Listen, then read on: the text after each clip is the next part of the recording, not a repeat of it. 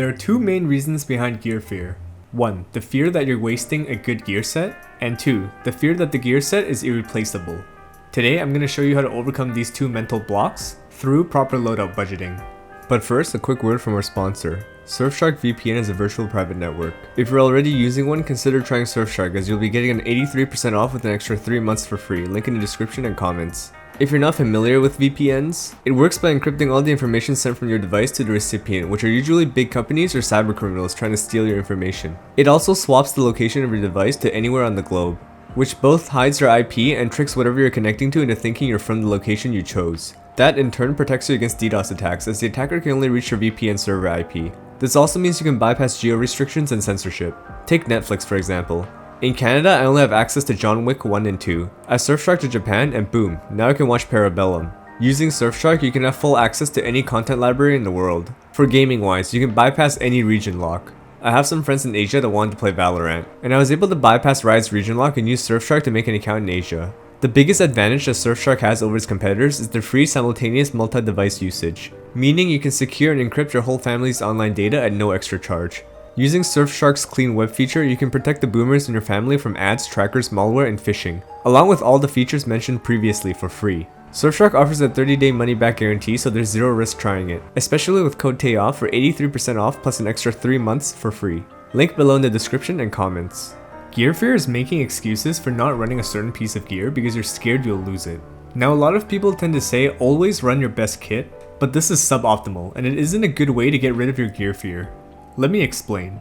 Okay, so the first step to getting rid of gear fear is having a solid loot run. I may make more loot run videos in the future, but the interchange run in this video is my main run. So we're going to use this as today's example. Second step is finding what gear you're currently comfortable in running. It could be naked pistol stash runs, it could be class 4 in a budget SCAR or NDR. For now, it's up to you. Now go ahead and do the run with that kit and jot down your profits and survival rate.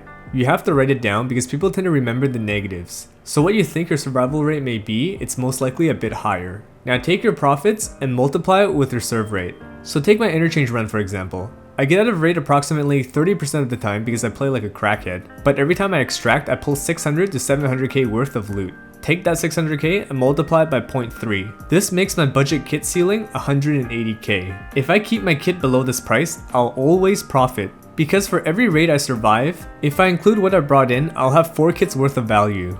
At 30% serve rate and 180k per kit, I only need to survive 1 out of 3 kits to break even, and here we have 4. Let's take this interchange rate for example. I'm a bit below my budget here. My gun is about 40k, my armor is 50k, and my headphones are 15k. This makes out to be around 105k not including consumables like ammo, meds, and mags. I do my typical run hitting all the tech stores on first floor picking up a Tetris. That's 75k out of my 105k paid for. I continue to other stores and I don't find any high value loot I can put up my ass. Heading to TechLight, I fly up the escalator and I get a bit lucky here.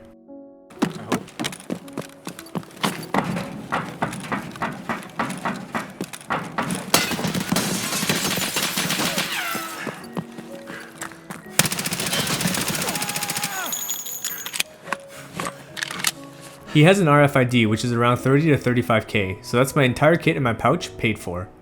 And I also have the kit of the guy I laid out on top. I've pretty much hit every store I want to hit at this point, so I head towards parking to finish my scav killing quest.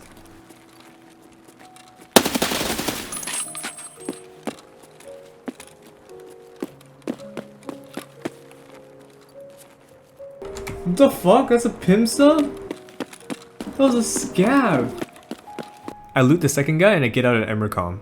Now let's take a look at our profits. 200k in gear, 250k in guns, 105k to therapist, and some other loose loot that can be sold on market for about 100k. So give or take 610k. The gear we dropped will come back in insurance and that's another kit we can run. This equates to 180k times 3 for 3 runs. If we include the one that's coming back from insurance, that's 4 kits, 4 runs total.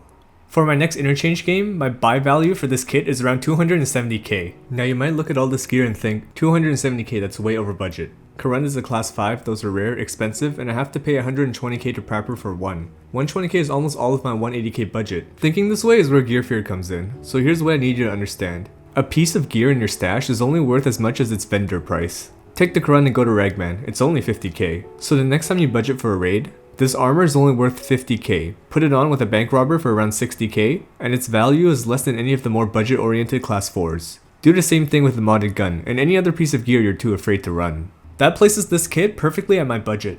Now what if we found something more expensive, like a slick instead? The vendor value of a slick is 240k, placing it above our budget. The tip people always give, always run your best kit, is suboptimal here. As much as slapping on a slick will increase your survival rate by a bit, therefore increasing your profits for a couple of raids, most of the time survival rate is dependent on playstyle, player knowledge, and skill. It's much more optimal to sell it, and use the rubles to run more kits and gain more experience. And I don't mean your PMC experience here, I mean your own play. You have two options here: sell it to run more kits, or save it for a situation where your survival rate to ruble ratio is increased, whether it's playing other maps where you have a higher survival rate, or running duos and squads, which will increase your survival rate, which in turn increases your kit budget. Following this budgeting rule will help you escape from being a stash running pistoling, or hitting 0 rubles if you're at the other end of the spectrum. So now we have a budget. What should go into our kit? Your budget should be a minimum of 100k. Any less we cannot work with. If that seems like a lot, take this bag for example. This is a typical interchange run where I pick up random bits and pieces to fill my bag. This bag is easily 600k. As long as you fill your bag with random bits and pieces, you'll have enough rubles to run half decent gear. Okay, moving on. At minimum, we need an uli, which is anywhere between 40 to 50k on market. Having class 4 prevents getting one shot by 366 AP, PS12B, and AP20. It also prevents getting two shot by 855A1 and 856A1. After that, the rest of your budget should go into your gun. It's your gun and ammo that kills people, not your armor. So we won't be upgrading it until we can spend at least 150k on your gun.